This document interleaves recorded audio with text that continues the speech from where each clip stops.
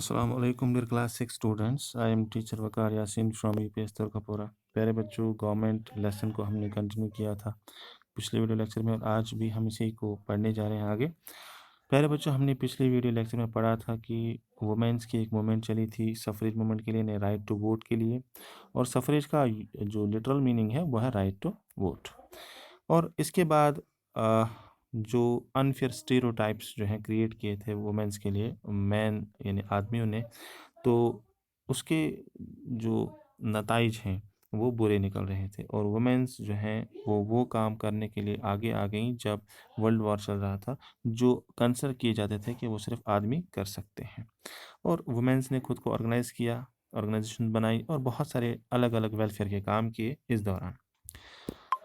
और जो unfair stereotypes थे वो वैनिश होने लग गए और वुमेन्स जो हैं उनको समझा गया कि वो इक्वली कैपेबल हैं वो काम करने के और वो डिसीजन लेने के लिए वो कैपेबल हैं जो अभी तक समझा जाता था वो ऐसे कामों और ऐसे डिसीजंस को नहीं कर सकते और नहीं ले सकते हैं डिसीजंस को। जो सफ्रेगेट्स थे यानी कि जो राइट टू वोट के लिए लड़ रहे थे वो डिमांड कर रहे थे कि उनको राइट टू वोट यानी वोट डालने का हक दिया जाए और साथ ही साथ जो उनकी डिमांड्स हैं उनको सुना जाए, उनको पूरा किया जाए। इसके लिए उन्होंने खुद को चेन्स में जो है जकड़ा, कहीं कहीं पर पब्लिक प्लेसेस में रेलिंग्स के साथ एज ए प्रोटेस्ट, और बहुत सारे सफ्रेगेट्स को यानी जो ये वोट डालने के लिए लड़ रहे थे इनको जेल में डाला गया और कुछ ने हंगर स्ट्राइक्स की और बहुत जगहों पर जो है देखा गया कि उनको बाय फोर्स खिलाना पड़ रहा था पुलिस को। और अमेरिकन वुमेन को इस तरह से राइट टू वोट जो है मिला 1920 में, वोट डालने का हक मिला। और यूके में जो है राइट टू वोट मिला वुमेन्स को सिमिलर टर्म्स पे इसके 8 साल बाद इन्हें 1928 में। इस तरह से वुमेन्स जो हैं कामयाब हो गई, वोट डालने का हक इनको मिला और इनको सक्सेस मिली, इनकी जो स्ट्रगल थी वो कामयाब हुई। अब प्यारे बच्चों हम आते हैं क्वेश्चन आंसर्स पर यानी एक्सरसाइज पर। पहला क्वेश्चन है the decision of the government of India to maintain peaceful relations with Russia is taken at dash level. अगर गवर्नमेंट ऑफ इंडिया डिसीजन ले रही है कि हम पीसफुल रिलेशंस बनाए रखेंगे रशिया के साथ, तो ये डिसीजन किस लेवल पे लिया जाएगा? स्टेट लेवल पे, सेंट्रल लेवल पे या लोकल लेवल पे? तो इसका आंसर है सेंट्रल लेवल पर, CENTRAL। ये जो डिसीजन है वो सेंट्रल लेवल पर लिया जाएगा। दूसरा क्वेश्चन है the decision of the government of West Bengal on whether to have board exam in class 8 for all government school is taken at dash level। तो अगर वेस्ट बंगाल की गवर्नमेंट ले रही है डिसीजन 8th क्लास के लिए बोर्ड का उनका एग्ज़ाम होगा कि नहीं, बोर्ड ख़त्म किया जाएगा, तो ये किस लेवल पे लिया जाएगा? ये स्टेट लेवल पे लिया जाएगा ये फैसला। इसको हम फिल इन द ब्लैंक्स में लिखेंगे स्टेट।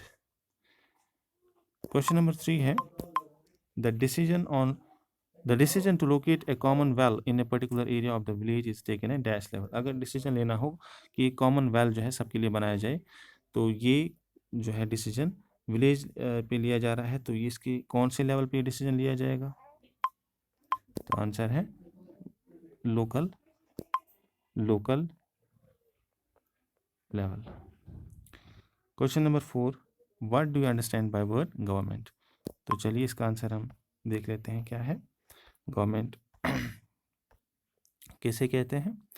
गवर्नमेंट, प्यारे बच्चों यहाँ इसका आंसर है a government is the system और group of people governing an organized community of an state. तो यहाँ तक इसका आंसर बनता है ए गवर्नमेंट एक सिस्टम या ग्रुप ऑफ पीपल है। गवर्नमेंट क्या एक सिस्टम है या एक जमात है लोगों की जो गवर्न करते हैं एक कम्युनिटी को, जिसे हम स्टेट कहते हैं। तो इसका आंसर है। नेक्स्ट क्वेश्चन पे चलते हैं। नेक्स्ट क्वेश्चन है name 2 essential features of a democratic government. एक डेमोक्रेटिक गवर्नमेंट की एसेंशियल फीचर्स क्या क्या हैं? तो पहला तो पता ही है कि इसका एसेंशियल फीचर ये है कि राइट टू वोट सबको दिया गया है। यहाँ पर देखिए answer the main feature of democracy is that people have the power to elect their leaders, यानी राइट टू वोट डालने का हक। सभी को हक है कि वो अपने लीडर्स को इलेक्ट कर सकते हैं, चुन सकते हैं।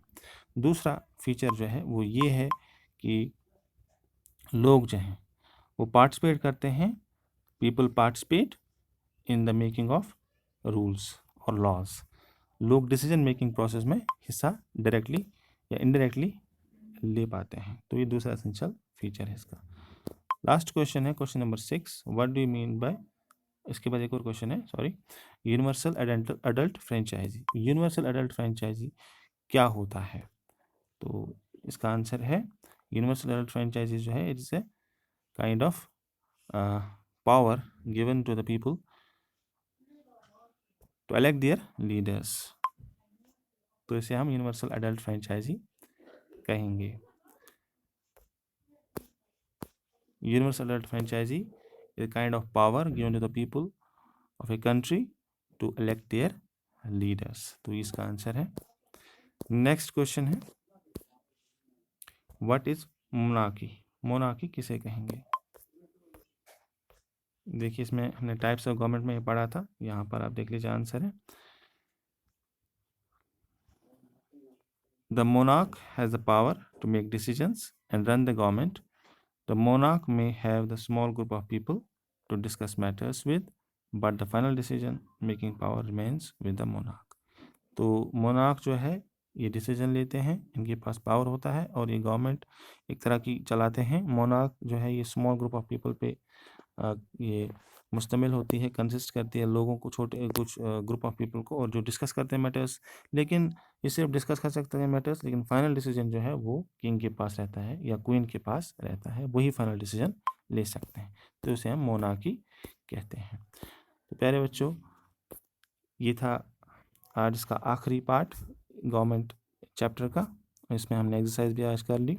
नेक्स्ट वीडियो लेक्चर में फिर से मिलेंगे, तब तक